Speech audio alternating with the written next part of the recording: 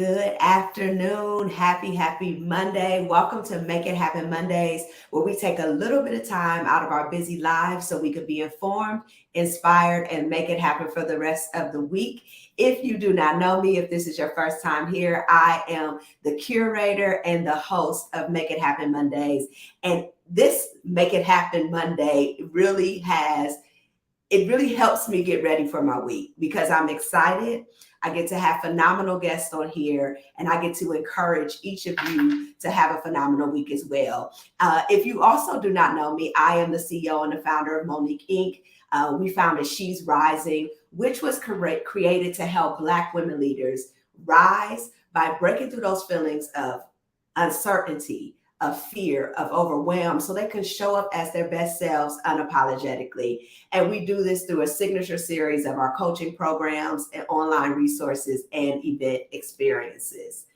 If you do not know about Make It Happen Mondays, this is an extension of She's Rising, right? Because this is our virtual space for us as Black women to talk out our stuff with no filter. You know, oftentimes we feel like we have to put on our mask and show up a certain type of way. We're thinking about how people are going to respond or act. You know, we carry that with us when we even walk out of our doors before we even get on a call or go to a meeting. Here, we don't have to do any of that. This also is a space where we share our stories. And when we share our stories, you know what we know? We find out we're not alone in this, right? And we elevate Black women in this space, Black women that are making it happen every single day. Those that fly underneath the radar, and a lot of those that are on the radar that come and share their experience and expertise with us. Listen, in this space, unlike in a lot of places in the world, we allow ourselves to laugh or cry, but most importantly, we strengthen and we grow so we can continue to be the excellent Black women in leadership that we are. So, if we are not connected outside of YouTube, because I'm only here on Mondays, make sure that you follow me on Instagram, and you could also subscribe to this page, you know, do the whole notification likes thing. I'm still trying to figure that out, but just do what you have to do to make sure that we stay connected and engage in this live. Matter of fact, as you say hi, if you are in, say hi. We want to make sure that we are connecting with you guys. This is why we go live. Ask questions, comment, and of course, share it with your girls who need a little motivation and encouragement so they can continue to thrive throughout the weeks. All right. Our guest today, I'm so glad that we've finally been able to get her. She is a beast. Her reputation precedes her. She is going to share. Hi, Meltrice. Hi, Meltrice. She is going to share so many great things with us today. I have none other than Erica Merritt. So you know how we do it in Make It Happen Mondays. I go ahead and read the bio, and then we have them come in on their Make It Happen song. So let's get ready for that. Erica Merritt, founder and lead consultant, and the vibrant compass of Equius Group, LLC.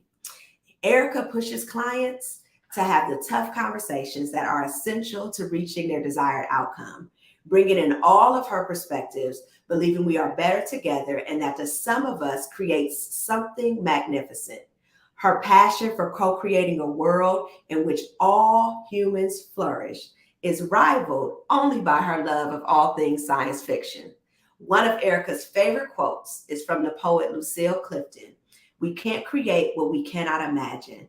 So she believes unwaveringly that imagination is one of our most powerful tools for transforming ourselves, our organizations, and even the world.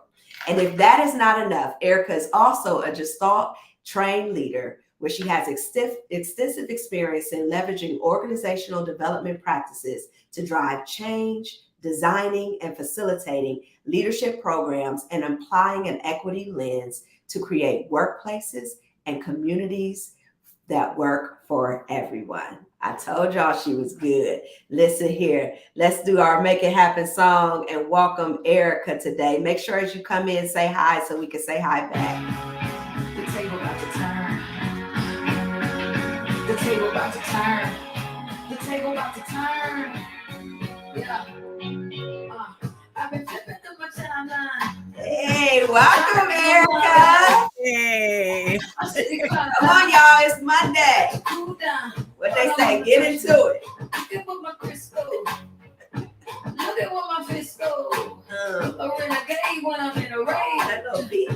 Cool down. I wasn't expecting that. I keep my hands up. I love this song. I never heard it. With a new drink. Come on, y'all, rock it with us. Say hello as you come in. Liberation, elevation, education. America, you alive. But the whole Whole world. About to testify. The whole world. About to testify. And the table's about to turn.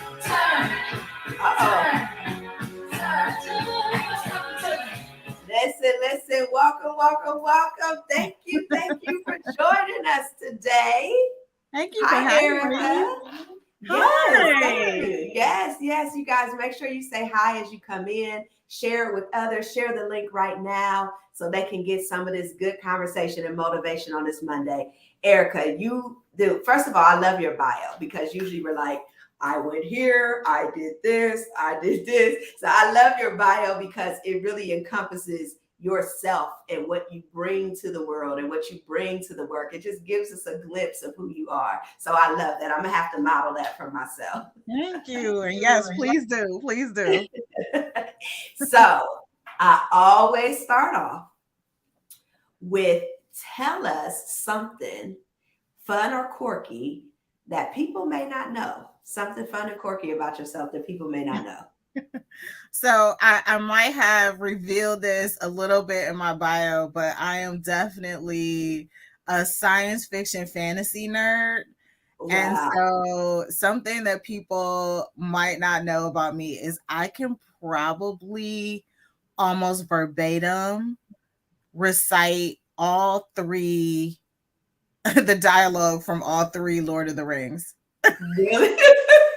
And listen, I don't get into that stuff at all. I cannot tell you nothing about the Lord. I can tell you about the Lord, but not of the rings. I tell you about the Lord, but not the rings. Not of the rings. I don't know nothing about it. So this sci-fi world, what was that show?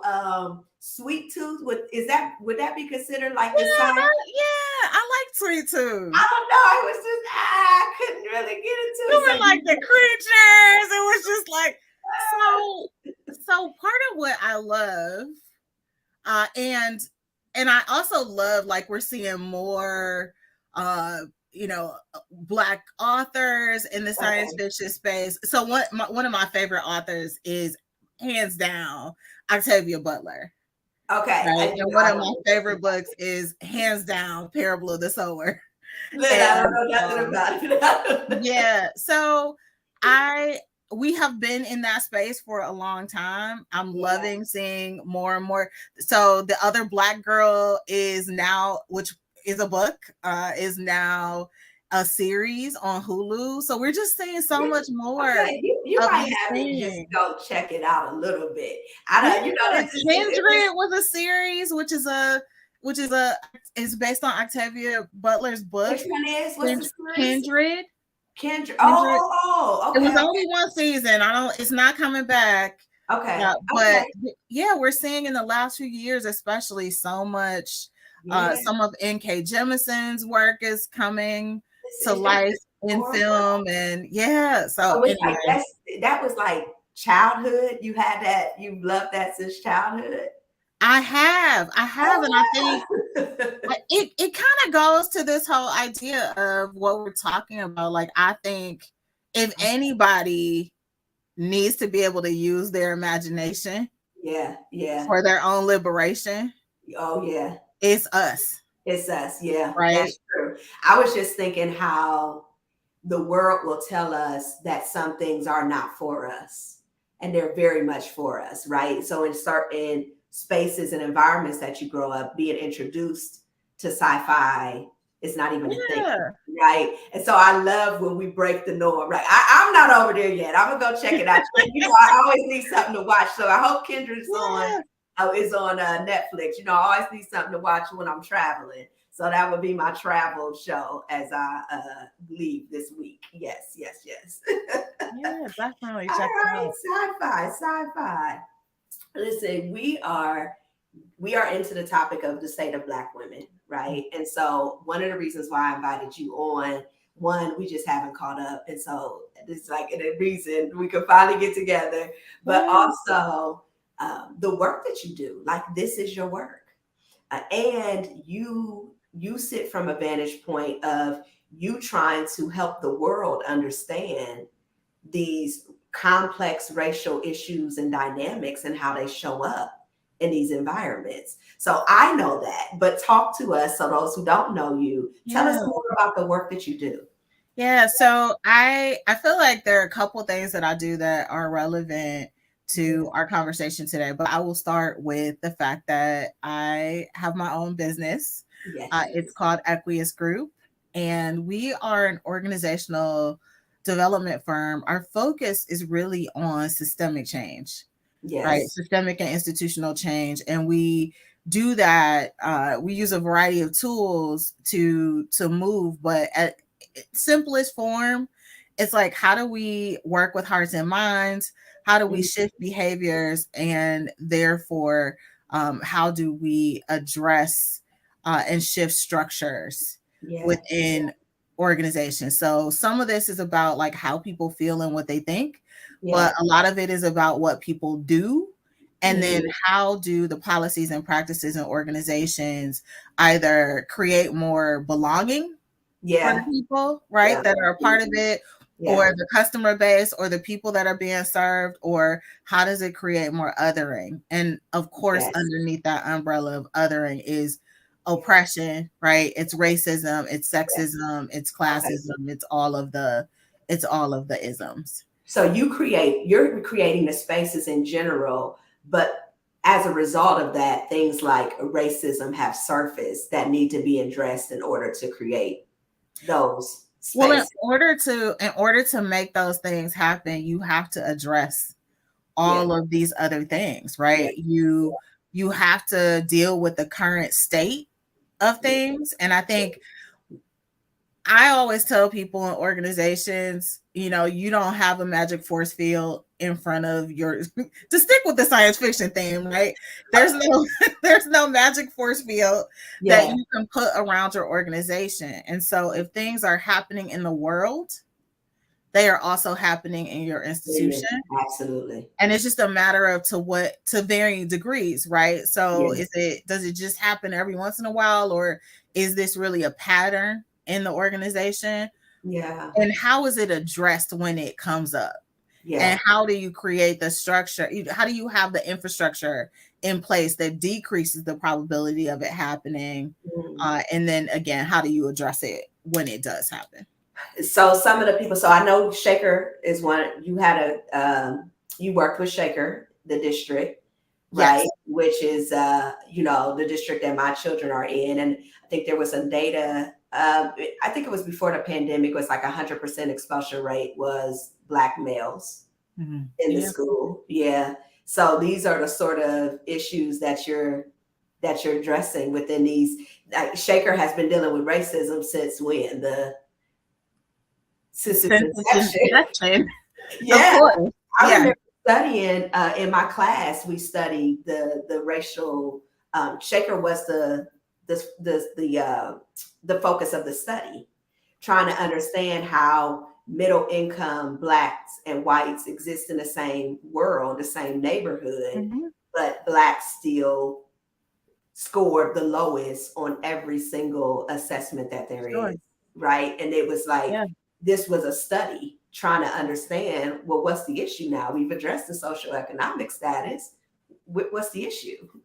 And you can't talk about education or health or any other workplace or any of those dynamics in a vacuum, right? Those places exist.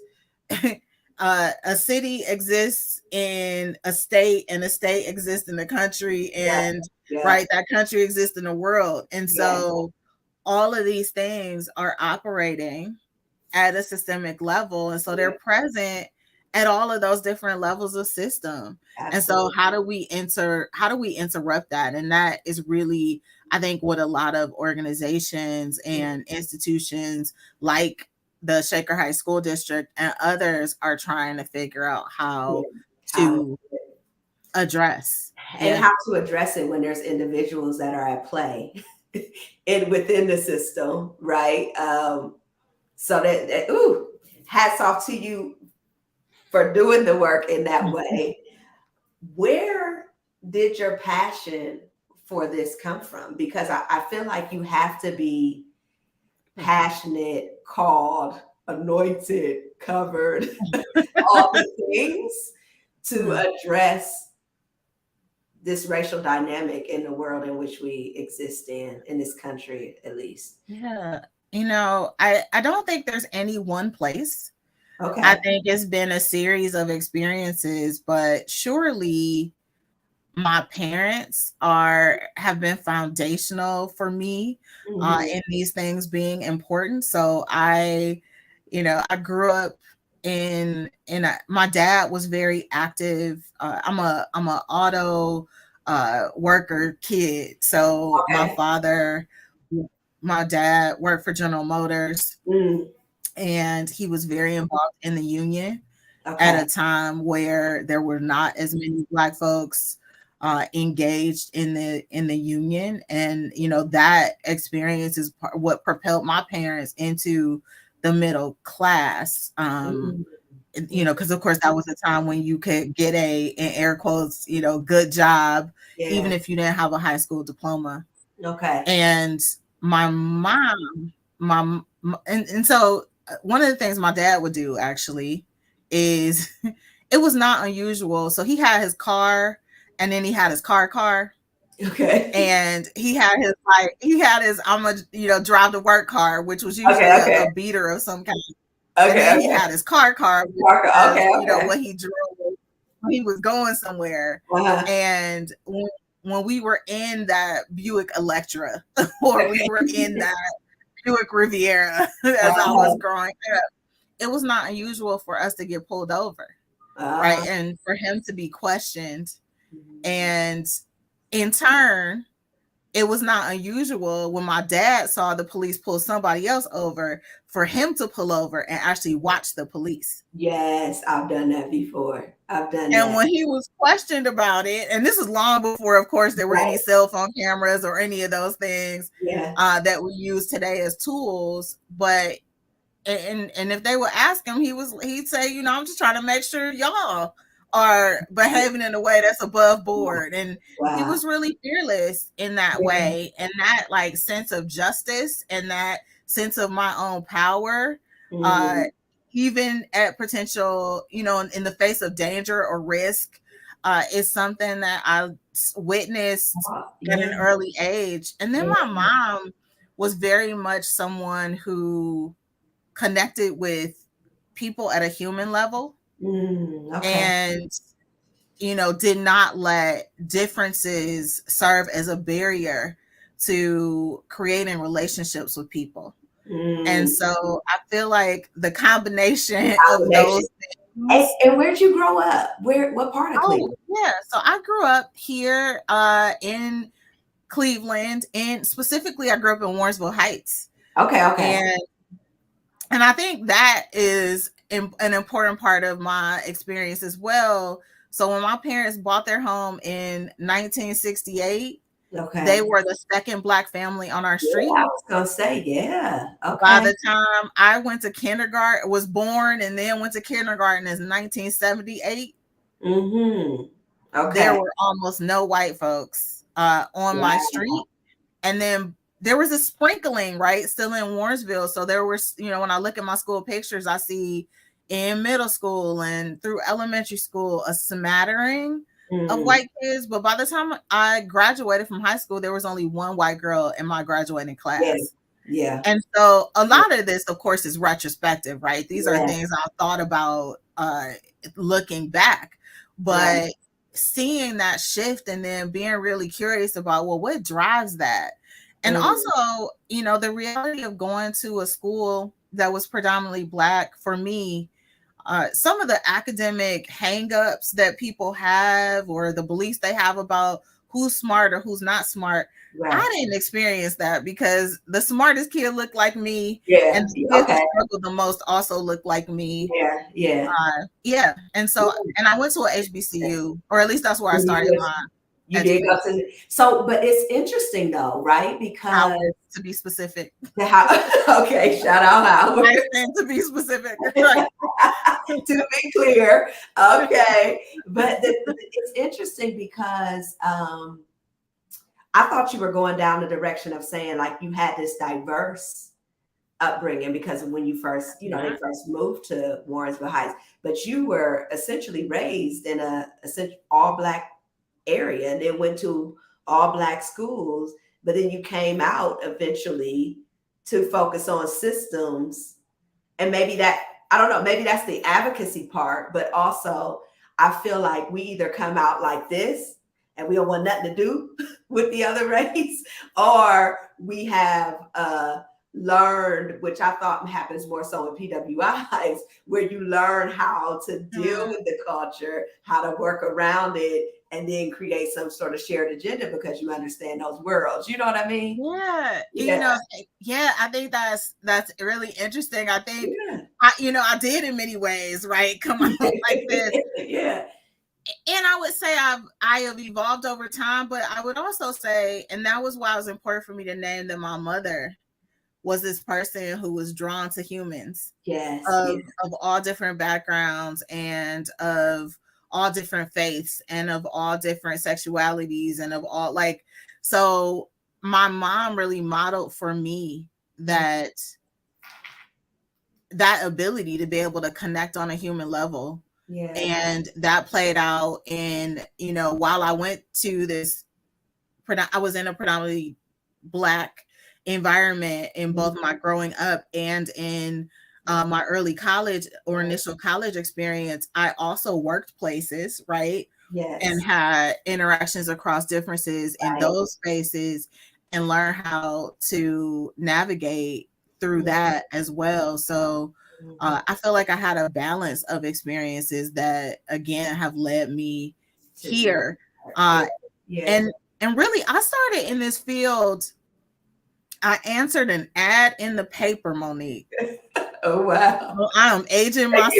I'm like, you going back now. So there was this ad in the paper. I had a job at the time. I entered into my first nonprofit sort of career endeavor, and I was looking for another opportunity. And I saw this job that talked about social justice. And there was something about that was really appealing to me. And so I answered this ad and I got a job at the National Conference for Community and Justice. And their mission was fighting bias, bigotry, and racism. And that was in my 20s. And at the soon after that, I also started grad school and I did the Cleveland State's diversity management program. So what brought you back to Cleveland? Because we've been talking about, and Jasmine was on last week, we talked about we're talking about the state of Black women, and what has been said is that Cleveland is the worst place for Black women to live. And so metropolitan, I qualify it by saying metropolitan areas. Does that reality ring true for you and your own experiences? Because I'm curious, you went away and then you came back. Talk about that. Hi, Monique. Say hi, you guys come in. Hi, Monique. Hi, Erica and Meltrice as well. Interestingly, if you had asked me when I lived in DC, right, and then I came back here for a minute, and then I moved to New York. Okay. And then I went back to DC. Yeah. And if you had asked me if I was ever going to live in Cleveland, I would have told you no. And really the reason had nothing to do with some of the things that we're about to talk about. It was really rooted in, I was young, and after experiencing those places, this place felt very behind.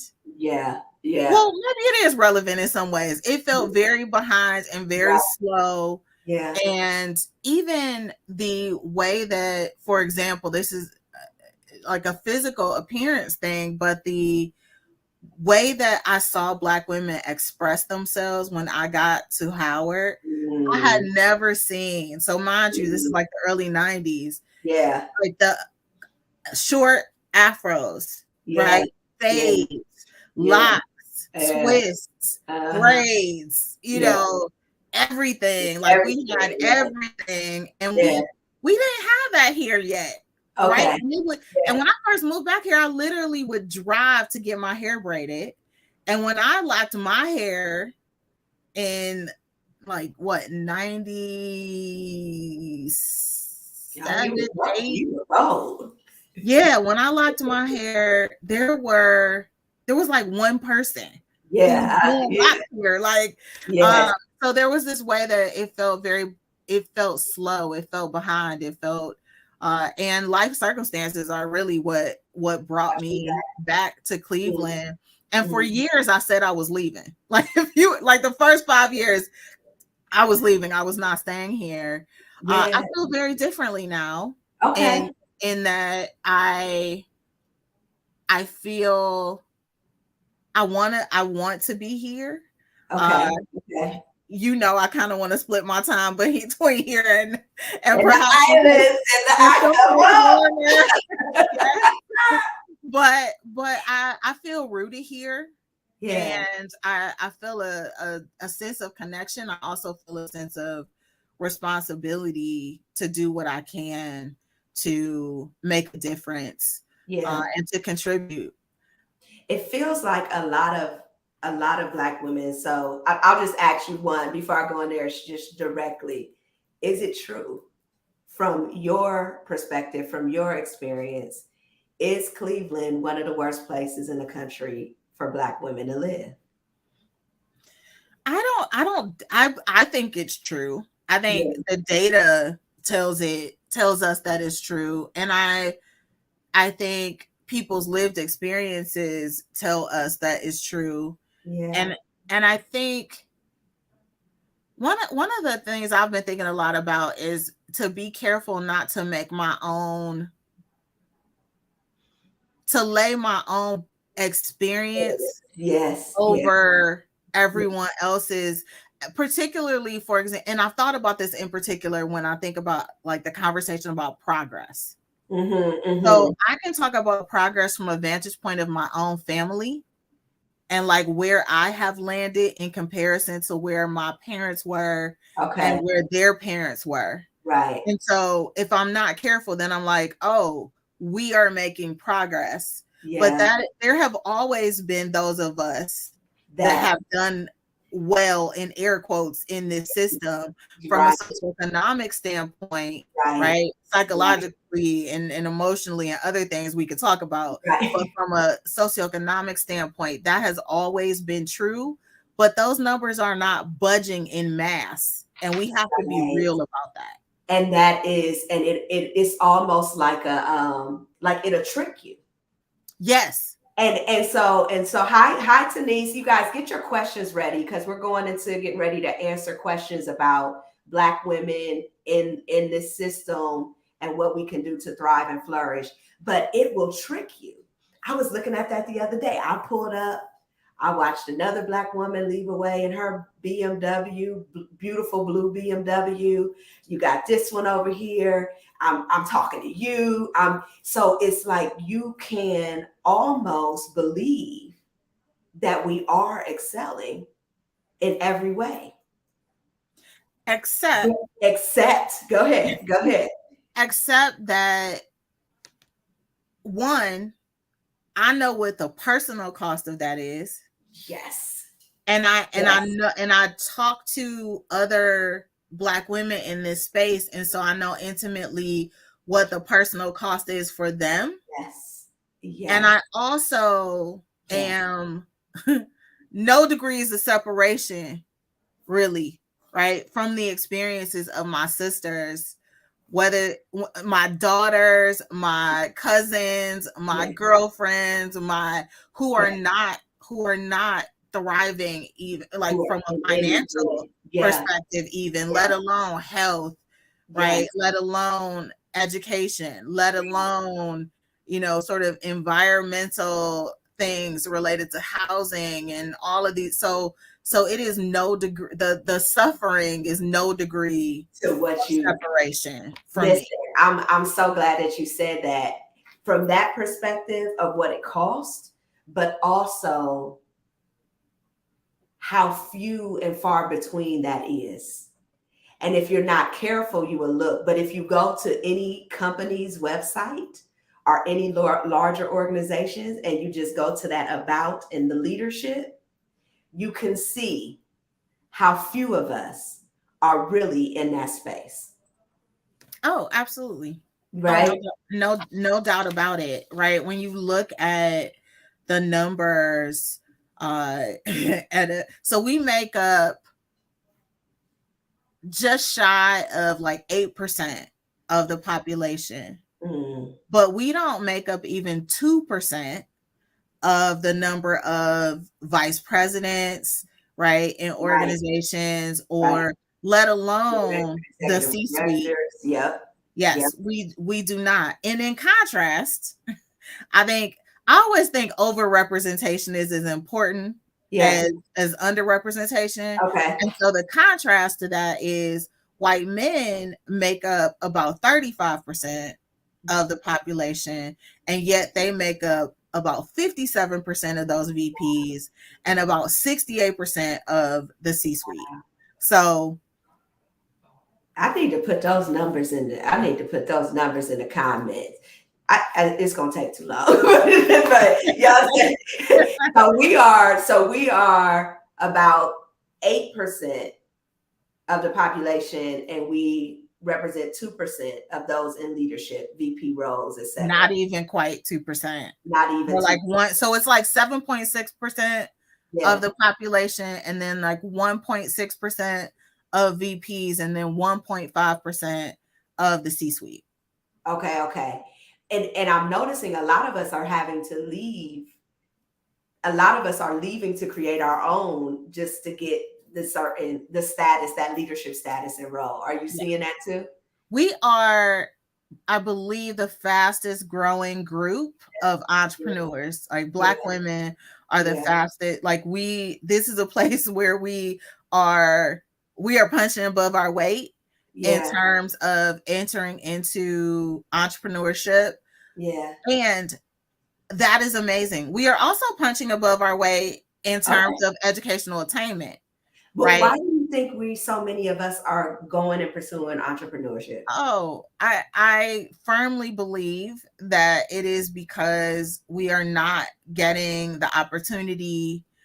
We are not feeling and experiencing that sense of belonging. We're not seeing ourselves in those spaces. When you look at the data, we're not getting the support that we want and need from leaders and organizations. We are experiencing discrimination, some of it covert, some of it overt in these spaces. And we're carving out our own, like our answer to that is to create our own space, right? And to create our own opportunity. Both of us can relate. Not feeling valued, not feeling heard. It reminds me of going back to that study for Shaker, though, where we talk about, because what I learned from that is like we're an inverted culture. So where other groups come over and believe in the American dream, right? Believe that if I work hard, the next generation will be able to excel. Many of us, generation after generation, don't believe in the system. So we create our own system within the system. Oh, I'm gonna go to your school, but over here I'm gonna be shooting dice so I can make money. Or like we see it in a way of shooting dice, but we see it in a way of side hustle too. Because I'm not ever going to believe that your system is going to honor who I am or give me what I rightfully deserve. So I need to always have an alternative in the back of my mind. So that's why they show that the Black children were not excelling, because the message in the home was you got to work harder. They don't believe in you. They're not for you. You gotta, and so it sets the tone of how they even enter the space and how they operate in that space. And I believe that you can see that even within the companies and organizations that we work in, still this like, girl, you better come over here and do this sort of thing, I think there's also a dynamic, even when we do buy into the belief system, we're met with these same things, right? Which feel perhaps even more like a slap in the face because I did all the right things. Right? I did all the right things. I got the right grades, and then I went to the right school, and now I got the right job, and I'm still having I straightened my hair. I spoke the way you told me. I was supposed to. I did all the things, and I'm still having these same challenging experiences. Right. So the one thing that you brought up, and after this, I want to shift to what are some solutions, because I don't like to sit in the trap. Sure. I don't like to sit in the scarcity. I don't want to like to sit in what doesn't exist. I like to sit in what's possible for us. And I think, like you said, where we are excelling, it demonstrates what we can do. But we can talk about the balance between leaving and staying and what we need to just advance us in general. But I want to do something fun, guys. I haven't done this yet on Make It Happen Monday. So I want to share this screen, because what you said was cost, right? You talked about what it cost us when you see us look like we're thriving. So I want to play this that I came across last night, I think, and I was like, it would be good to show. So let me do this real quick and just get your reaction to it. Let me tell y'all something. If I hear one more thing about women being so strong and you're so powerful, let me tell you something. Screw that powerful woman mess. I'm tired. You know what? I'm past tired. What's the word past exhausted? Extinguished. You know how you take the little can and you extinguish and you spray it out and it's just an empty can? That's what I am right about now. I'm freaking extinguished, honey. From paying the bills to hauling garbage to taking in the groceries to mopping the floors to going to work, honey. I'm extinguished, honey. I got to go to the doctor right daggone now because my daggone elbow is tweaking, honey. And I asked the doctor, I said, what's going on with my arm? He said, Sherry, you're carrying too much weight. I said, well, you need to check my shoulders, Dr. Robert, because I got the weight of the world on my shoulder. Let me tell you something. My argument is different now that I done got older. People complaining, talking about some, yeah, I don't want no man. She going to the bed. She gonna go to bed. She started talking about where the 50-50 boys at. Women talk about they don't want 50-50. She said, honey, give me the 50-50. Where the 50-50 boys at? But when we think about like that last statement of, well, because I got the weight of the world on my shoulders. Yeah. What she's expressing, like, what's your reaction to that clip? It was humorous, but it spoke so much truth to me. Yeah. Yeah. That I could, when she said, I feel extinguished, I could pick, like, I felt that, like, I could picture that.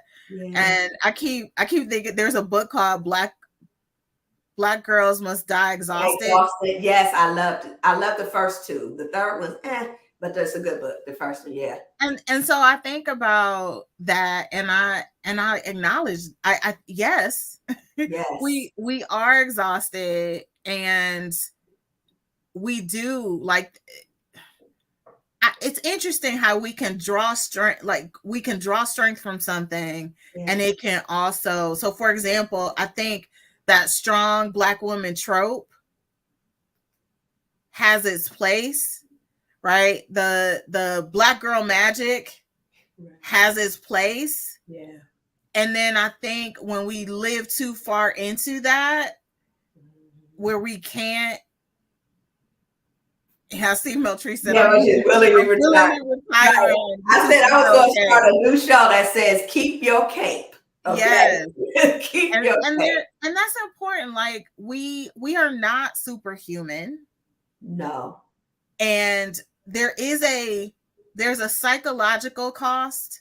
There's a physical cost. Yeah. And I am loving right now the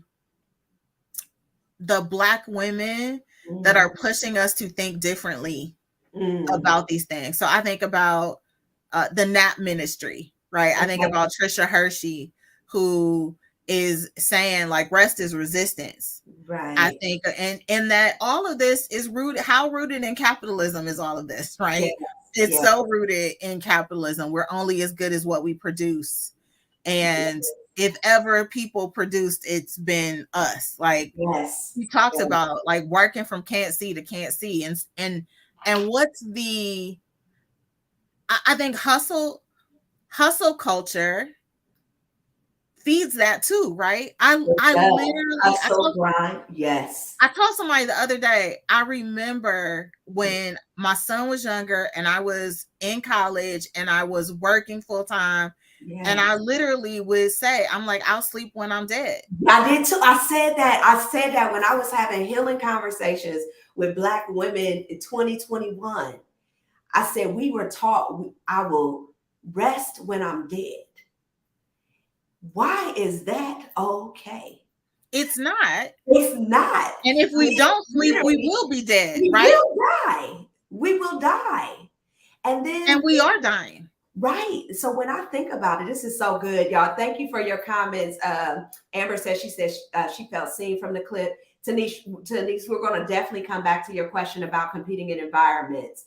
But I was like, I told somebody, I don't have another 20 years of work left in me. It goes back to the cost, right?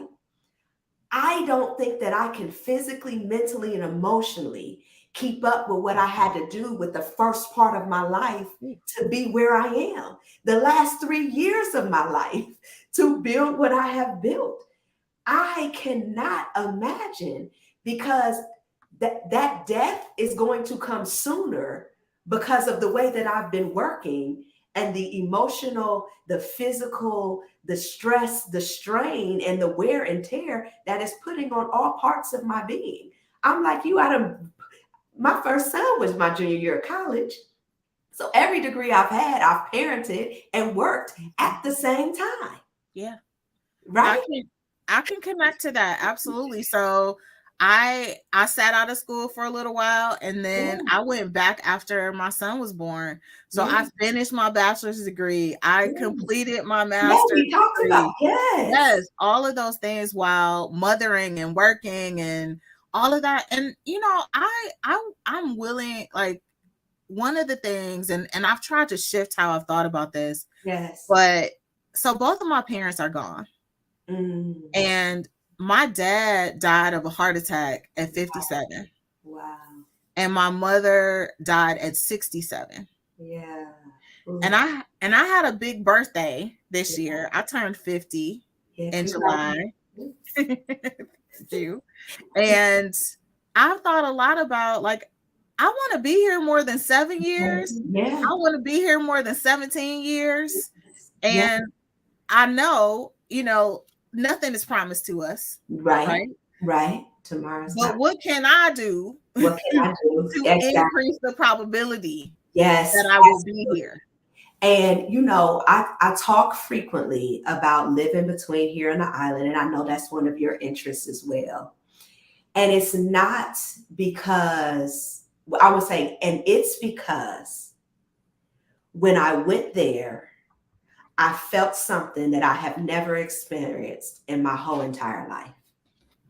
And it was a level of joy and peace and safety that did not require anything of me. And I will give you a comparison. When I'm home, I have to make sure I do the meditations. I got the diffuser going. I'm doing the morning meditation, the evening meditation. I'm doing the affirmation throughout the day. I'm doing all the things to keep myself just at a level that allows me to get up every single day and do what it is that I'm doing, whatever is in my life to do. There, on stepping off that plane, there is a level of serenity and peace that transcends any of those orchestrated things that I have to do to feel well and good. Yes. And too many of us, and this is why I say I'm really striving for more of us to have that experience, to show us the difference because my body didn't know any different until I went there and let it stay for a little while. Right? Whew. That is a word. Monique, the first time I went to Barbados was in 2001. Yeah. One of my best friends, her family is from there. Mm-hmm. And I was there maybe 4 or 5 days, and it hit me that I had not thought about race from a vantage point of discrimination. Yes. Right? I hadn't thought about racism because nobody had handed me my change on the counter. Yeah. Nobody had followed me around the store. Like all of these experiences that I get all the time were not happening to me there. And it was also the first time, I tell people it was the first time I ever saw Black people on money. Jesus. Right? And just like the power dynamics of that. Golly. And I got to, and so it is my place that I keep going back to. And I got to spend almost a month there this summer. And some of the things and some of the things that we navigate here are, you know, at the intersection of race and gender, all of those things. And some of these things are very just like American. Cultural, exactly. And so, for example, they don't have mass shootings everywhere. No, they do not. Right? No, and so these things that we have come to think about, if we're not careful, as normal, are not operating in these other places. And there is, and no place is perfect. Like, to be clear, right? No, no place is perfect. And they work really hard, right? Absolutely, they work really hard. But it's a different tone. It is. I mean, it feels so different. It's a different feel. Like it shifted. I did not prepare for the identity shift because, to Bianca's point, I want to go to that question. I don't want to do the hustle and grind and work like, because I've experienced a life that doesn't require depletion. And you know what I learned there? The difference between self-worth and the whole like confidence piece. Like the self-worth became very huge for me because it was saying, Monique, you are valuable regardless of what you produce. And you don't have to kill yourself to produce something in order to feel like you're worthy. Right? Yes. And that goes to Bianca's question. I want to bring this over to you. Why do we operate to depletion, especially when we know it's not sustainable? Now, sometimes I think we do think like I be doing the most and don't even realize that it's the most because I'm so used to doing the most. But why do we operate at that level of depletion? I think, I think there's a unique dynamic for us. And, the sister that was talking about carrying the weight of the world on her shoulders, we carry each other on our back. Like, and what I mean by that is I think about this two ways. So on the one hand, like I know that I can't represent all Black people. Right. I can't represent all Black women, right? But I also know that whatever I'm doing, people are gonna lay over like what I'm doing on other Black women, whether it shouldn't be that way, right? But it's still gonna happen. And so we're so often in the position of trying to disprove stereotypes. So the stereotype is that we're lazy, right? The stereotype is that we're not intelligent. The stereotype is that we're not worthy. And so we're constantly trying to prove, no, I am worthy. No, I am intelligent. No. And I think about one of my favorite thinkers is Toni Morrison. And Toni Morrison said that racism is a distraction. Ooh, come on now. She said it'll have you out here like, and I'm gonna ruin this, but y'all bear with me. She says it'll have you out here trying to prove stuff, right? trying to prove you do have a language and you do have a culture and you do and you do and you do and you do have a mind and you do and all of these things. And we need to give ourselves permission to just be. And I love, that's one of my favorite quotes, is I have nothing to prove. Instead, I only seek to add value. I have nothing to prove. Instead, I only offer value. That is, when I go into the space, or even before I go into the space, I don't have to overcompensate in preparation for what your perception of me is. Absolutely. But I bring into the room and space who I am. And I love what you're saying about the distraction, because either energy can only go one place at a time. So either I'm prepared for that meeting, fully into my zone, my intelligence, my goodness, my sweet spot, what I bring to the table, and I am pumping myself up. Or I'm like, they're going to think about this, what they're going to say about my hair. If I say this, what they're going to do. So which one you think is going to have a better outcome? Exactly. I love and that. You can't prove it anyway. Like, that's the thing. That's the thing I have to let go of. No matter how smart I am, right? No matter how worthy I am, no matter how brilliantly I show up, that is, we can't end those stereotypes. We can't, and we can't. I love the idea of distraction. We can't do anything about it. We can just show up as our best. Absolutely. Unapologetically. That's what I say. How do we show up as our best?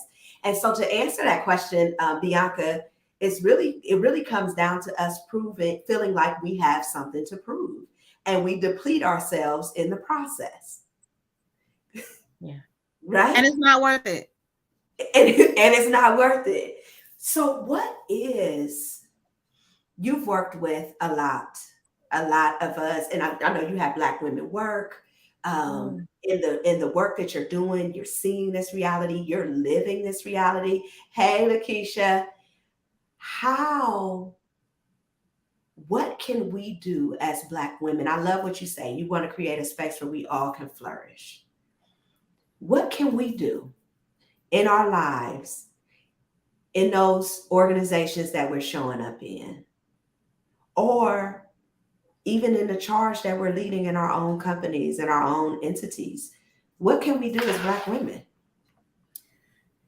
Yeah, there's so much that I think we can do for ourselves, and also, and I say, I'm going to answer this question, and I want to acknowledge there are things institutions need to do, but we talk about us right now. Okay, right? Okay, right. And so we got to circle back to the institutions too. Go ahead. So I'm not saying this as a replacement for what institutions need to do, but I think we do need to take off that cape. We do need to let go of that distraction, because it is preventing us from adding as much value as we could. I love the way you frame that. I think we need to stop putting off the thing that we are dreaming of doing. The world needs you and what you have to put out into the world. And that voice that is telling you that you are not good enough is a lie. That voice that is telling you that the world doesn't need what you have to offer is lying to you, right? She is not telling you the truth. And we need to be that for each other. I think we need to be willing to help each other. I saw somebody posted something, this question about competition. Yes. You know, some of my closest friends are entrepreneurs in this space. Yeah. And we don't compete with each other. We big each other up. Yes. And so whether that is literally that we are putting each other forward, or we're partnering together, or there have been instances where we have actually gone out for projects and didn't even know. Right. And so whenever I find out that one of them, or honestly, I don't speak poorly about anyone out in this space.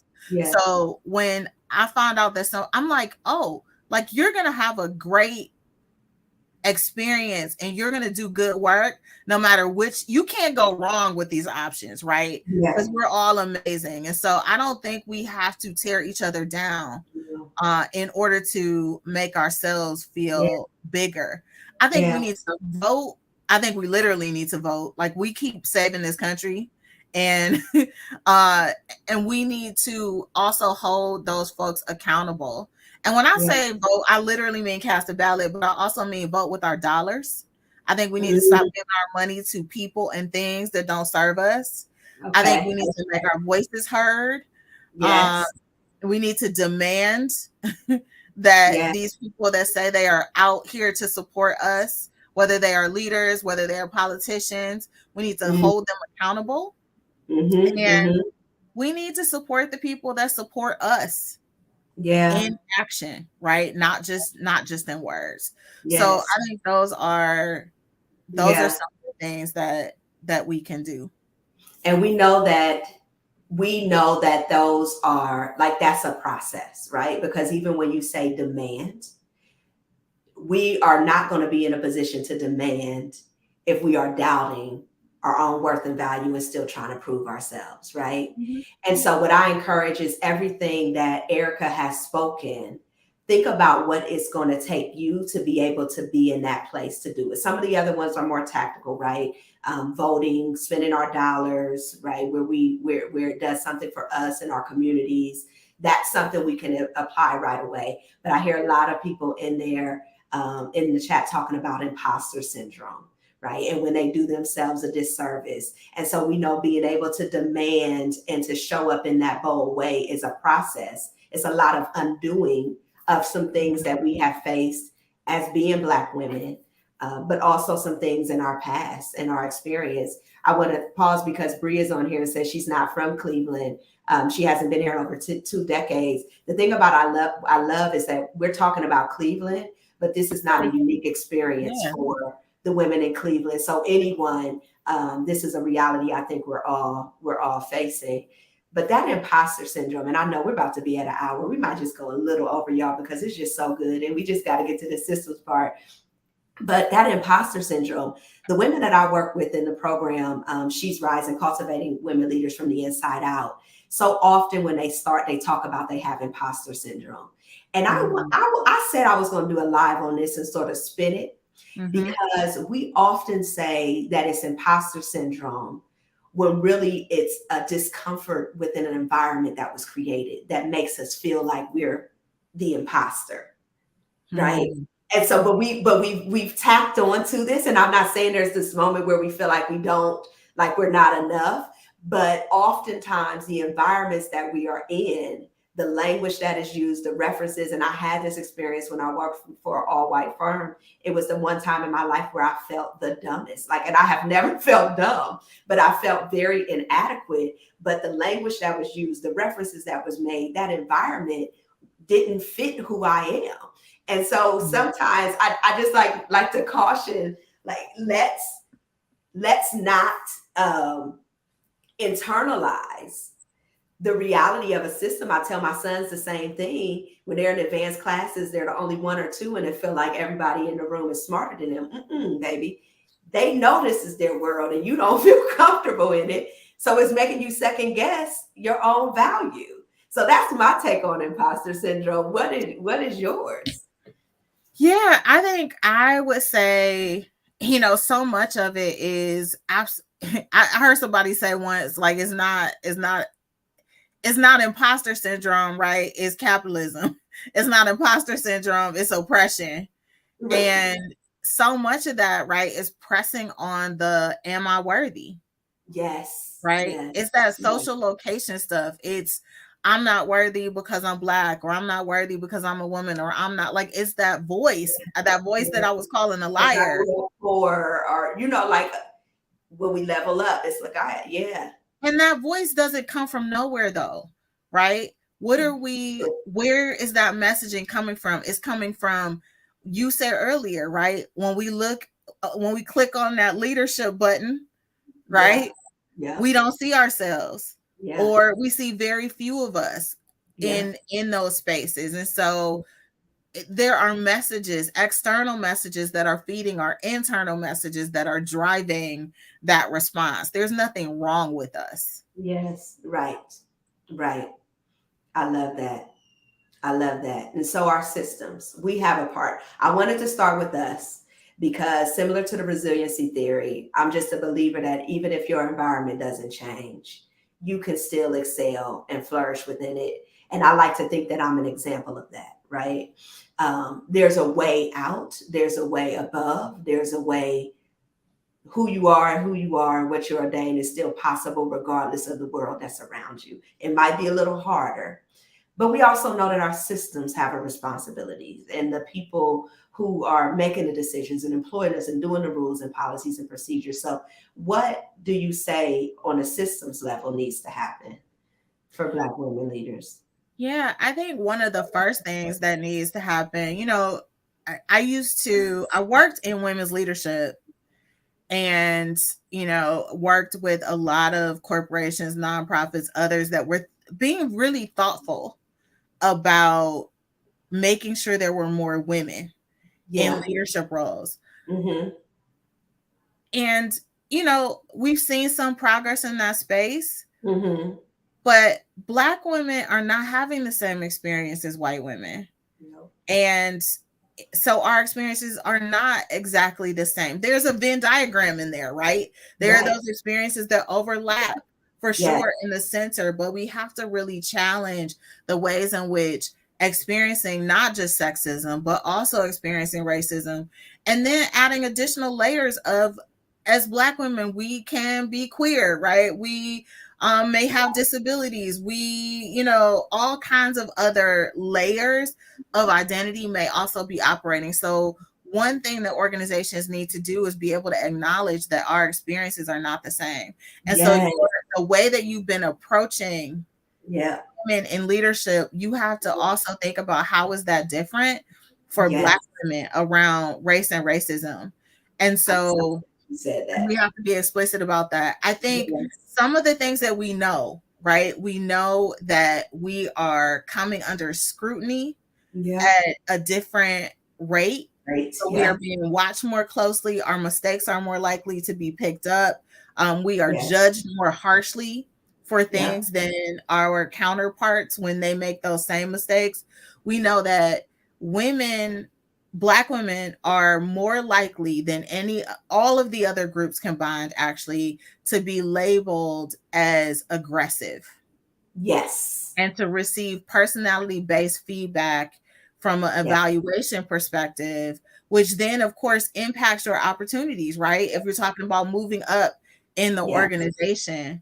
I heard somebody say, like, that rung is broken, like from kind of entry level into manager for us. And so you see us start to we enter in roughly the same numbers proportionately as other groups, but as they start to move up the ladder, if you will, we are not also moving. And we need to stop. I think one of the most important things organizations can do is, to borrow from the Racial Equity Institute as they talk about like groundwater, is to stop trying to fix the fish. Black women aren't broken. Right. So we don't need a program to fix all the things that are wrong with us and to tell us how to speak differently and to wear our hair a different way, and how to dress right. What we really need is for you to train leaders to be able to see our brilliance and acknowledge it and develop us accordingly. Yes, that's exactly why I developed the program that I did, because none of them were speaking to, and like you said, there's a Venn diagram, even when we talk about women of color, but you cannot deal with the Black woman, Black reality, Black experience by dealing the way you deal with all. Yeah, those are all different. They're all unique experiences. All different. So listen, I'm glad you said it. I didn't even pay her to say that, but I was listen, I was saying the same thing. Like because that is the argument of like people, they can't justify why they would invest solely in Black women leaders separate from the group. But that needs to happen because there's different realities and you have to address them differently. There's also a nuance around, so often if we design for the most marginalized people, other people aren't harmed by that, right? And in many cases also benefit from it. And so it's not always about like we need to single out the Black women, which can also go wrong in different contexts when you don't know how to navigate that.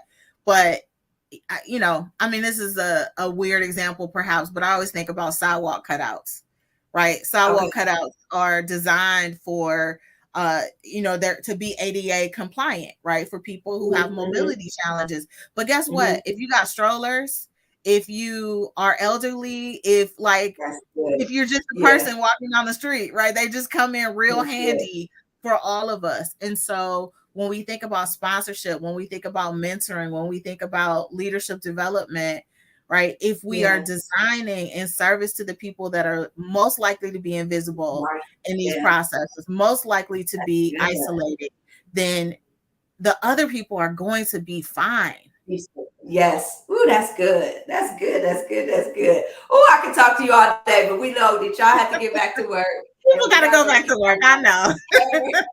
Amber, this is the last question, and then we'll wrap up. So what about when fear of lack and imposter syndrome meet in the middle? So you fear stepping out there because what if it doesn't work? So those two things are coming together. Yeah. So I think one of my favorite quotes, and to be clear, I am not telling you to jump out without a plan. I don't, like Erica said, I just quit my job and follow my dreams, and now I'm broke and you coming to find me. That's not what I'm saying. Right? Like I straddled the fence, for example, with my business and working full time for about 18 months, right? Where I was really clear I was going to be transitioning at some point, and I needed to really kind of build my foundation.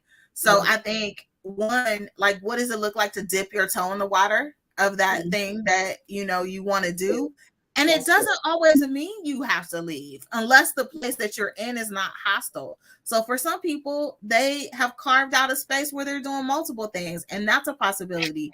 But the thing that I would say to you is, one of my favorite quotes is, a comfort zone is a beautiful place, but nothing ever grows there.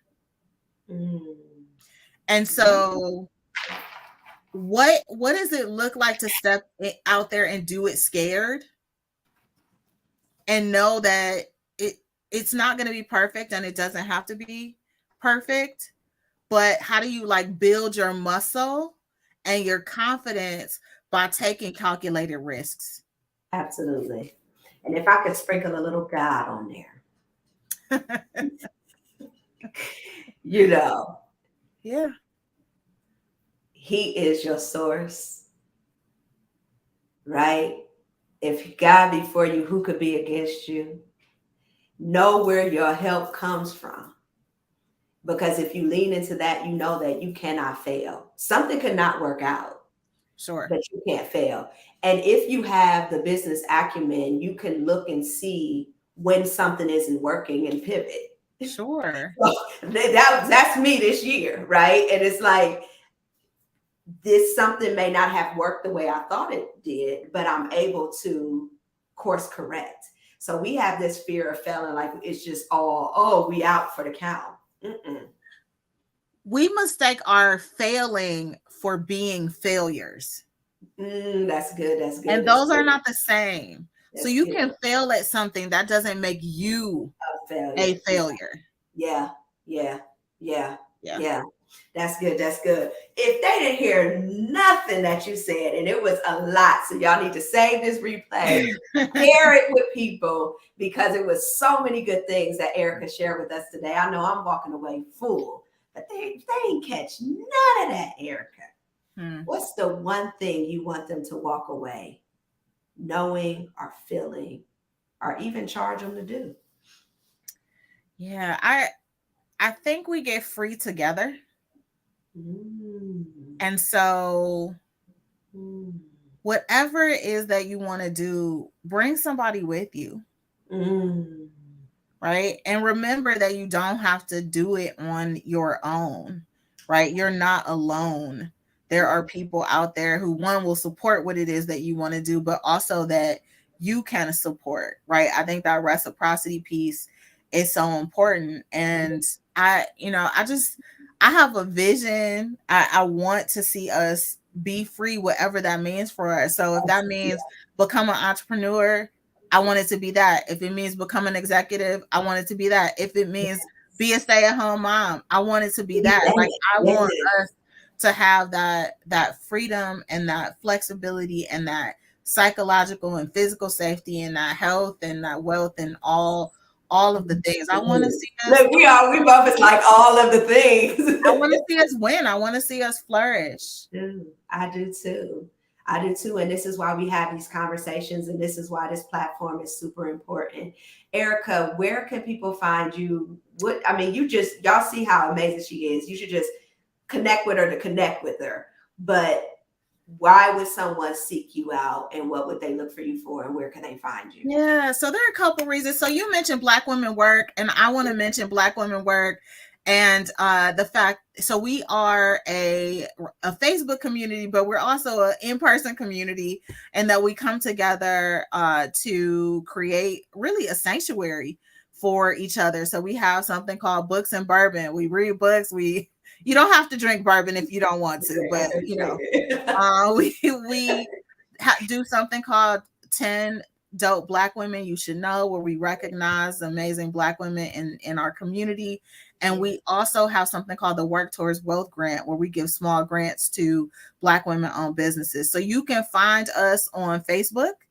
You can join our Black Women Work community if you are here in the Cleveland area. And in terms of my day job, Equius Group, you can follow our new Equius Group YouTube channel. We just started recently.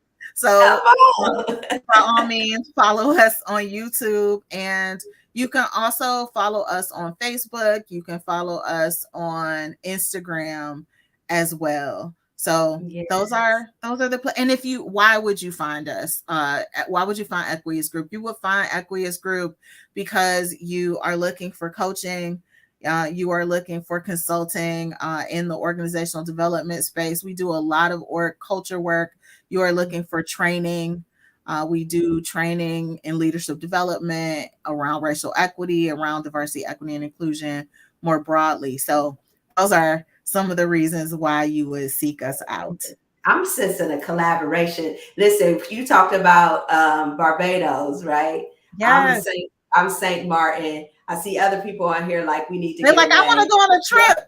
Y'all better stay tuned because I'm going to the island on Thursday, and one of my top priorities is finding a location for a retreat at early 2024. So we gotta have one at Barbados. We gotta have 2025. We're going to Barbados, y'all. Okay. Y'all stay tuned for these retreats, but continue to connect with me. We did a lot of quotes. We said, one, you think we should do our honest worker one, or should I read the comfort zone? I like that. I like the comfort zone. I'm gonna repeat what Erica said as the quote for the week. The comfort zone is a beautiful place, but nothing grows there. Absolutely. Your comfort zone is a beautiful place, but nothing grows there. Y'all come back next Monday, 12 p.m. We're going to do it again with another phenomenal guest. Thank you so much, Erica. Thank you so much for having me. This has been great. Y'all have a great week. Make it happen, y'all. Bye, everyone.